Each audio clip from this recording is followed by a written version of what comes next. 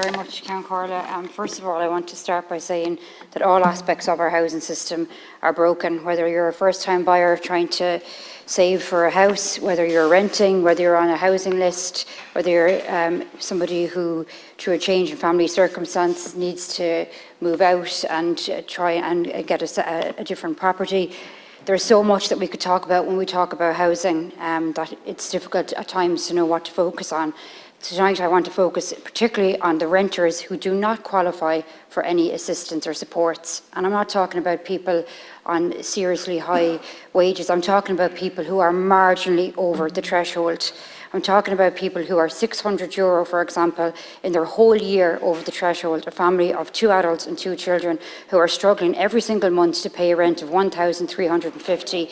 They are at risk of homelessness because they end up having to borrow from family, from friends, from money lenders, from any source that they can to try and pay their rent. Yet they are not seen as at the risk of homelessness, but they clearly very much are at the risk of homelessness. I'm talking about the family that I know that their €20 family income supplement per week puts them over the income limits. I mean, it just absolutely beggars belief to me. And I have to actually stop myself saying to them, cancel your family income supplement, because they need that money.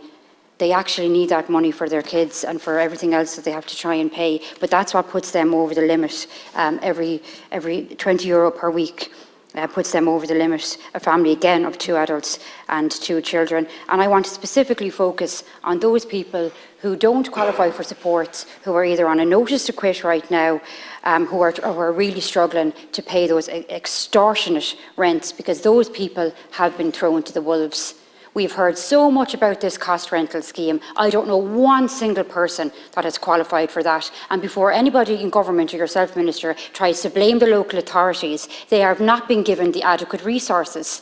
We have the same staff trying to deal with the homeless section, trying to deal with HAP allocations, HAP place finder, and they're supposed to do this now as well. It's absolutely impossible for them to do that. And not everybody will qualify for that scheme, even if it was up and running sufficiently, even if there was adequate staff, because not all landlords are selling. Some are taking the houses back for other reasons or for family reasons. So there's so many people right now that are left with no choice but to overhold an accommodation, which is that's not a good situation for anyone to be in. It's extremely stressful, it's extremely worrying, and that's not advice that we want to be given to people. However, for a lot of people, what do they do? Where do they go? I actually was delighted to get the opportunity to speak on this evening, because I do want to ask you directly, Minister, what are you going to do for people who don't qualify for supports, who can't go on the housing list, who are marginally over the income thresholds, who have nowhere to go in the next few weeks when their notices to quit are up?